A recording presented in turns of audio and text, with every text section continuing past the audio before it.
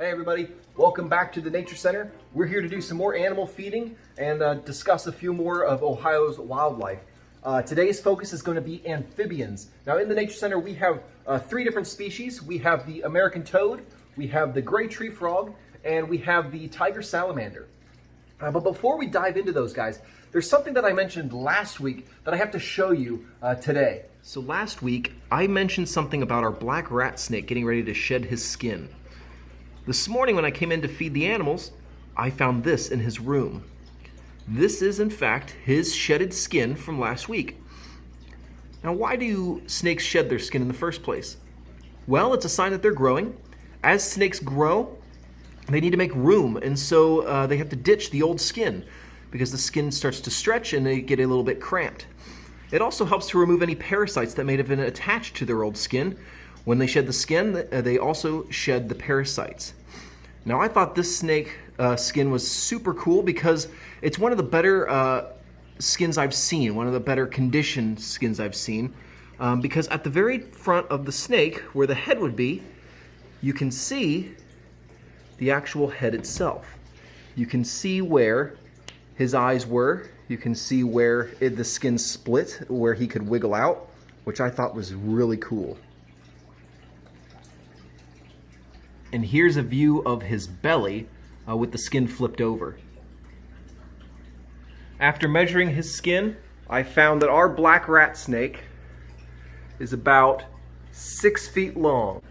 Now personally, when I think of amphibians, my brain immediately thinks of salamanders. And right now, we have our first guest, our eastern tiger salamander. Now the eastern tiger salamander looks a lot like the spotted salamander, but the spotted salamander has its spots in much more uniformed rows. They look much more organized versus the tiger salamander, whose spots are much more random across its body. The eastern tiger salamander is what we would call a mole salamander versus a lungless salamander. The lungless salamanders are exactly that, lungless, and the mole salamanders are salamanders that prefer to spend time away from the water. Now that they're adults and they have lungs, they can go and find places out in the woodland to bury underground and spend their days.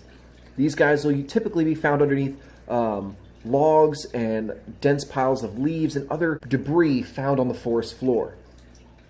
Then come the first warm spring rains after the winter. We have the salamander run, where these guys, among many others, will make a run for the vernal pools in the forest. And vernal pools are seasonal water sources where the rain has been caught, and these guys can lay their eggs in safety. These vernal pools don't have any fish in them since they're not connected to any other water bodies, so that reduces the amount of predators that could prey upon their eggs.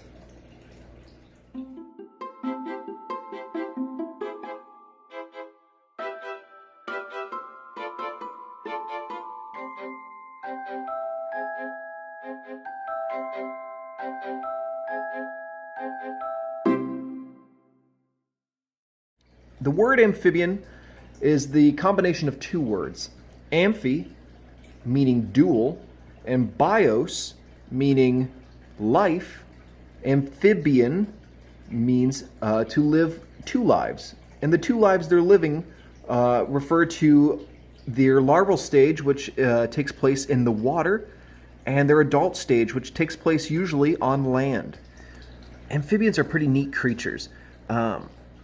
While they do have lungs, most amphibians secrete a type of mucus that covers their body and helps them to breathe through their skin. We call this cutaneous respiration or cutaneous gas exchange. And what this means is that oxygen will enter through their skin into the blood vessels that are right underneath the skin's epidermal layer. This cutaneous respiration, however, does not mean that they don't use their lungs at all. It's more so a preferred method of breathing because they can breathe through across their entire body. It's an easier way of getting oxygen. It's also their way of drinking as well. They can absorb water through their skin. And the way that cutaneous respiration happens is through the mucus that they secrete on their skin, which helps to keep their skin moist. It's also the reason why when you're handling amphibians, you need to only handle them for a few seconds or make sure that your hands are moist. And even then, I would reduce the amount of contact that you make. In fact, today, as I'm working with the amphibians, I will be wearing gloves that I've sprayed with water using our mist bottle. I'm going to try to reduce the amount of contact that I have with him to the best of my ability.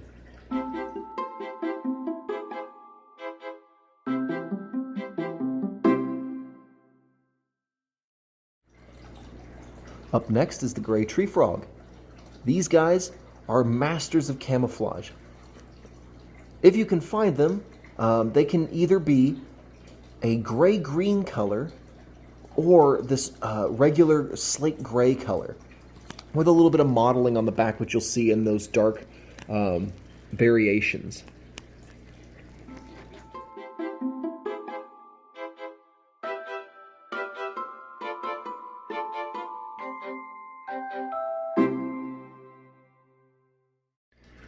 Gray tree frogs have sticky pads on their toes that allow them to climb effectively.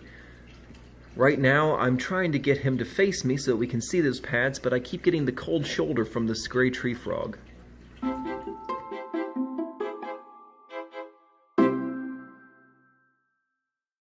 One last note about the gray tree frog is their call, or their song. It's a high-pitched trill that you'll start to hear out in the woods during the springtime now. So when you guys are out in the evening, make sure you keep your ears tuned to the sounds of gray tree frogs in the distance. And our last guest of today is the American toad. Most of you are familiar with these guys, and you are familiar with them probably from your backyard. These guys can range from anywhere in urban areas all the way out to woodlands. Typically, they're recognized by the warts on their back, which he's displaying for us there, and now running away.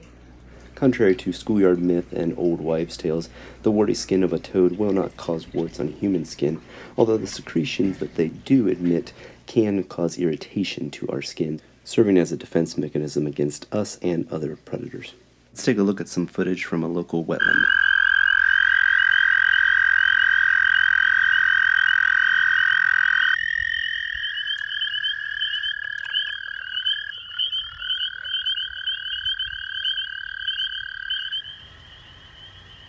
So we're driving down the road because we know that the toads are singing now, and unfortunately this male has chosen this female, except for he chose her in the middle of the road. So they are in amplexus, which is when the male uses his front legs to squeeze the female just behind her front legs, and what that does is hopefully force her to lay her eggs so that the male toad can fertilize them.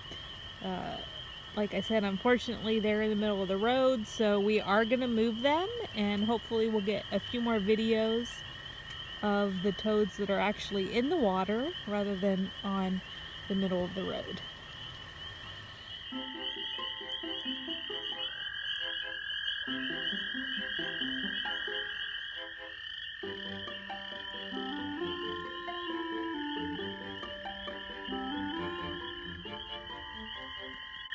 Thanks for joining Park Naturalist as we learn all about the amphibians that we have in this part of Ohio, and we hope that we'll see you on the trails real soon.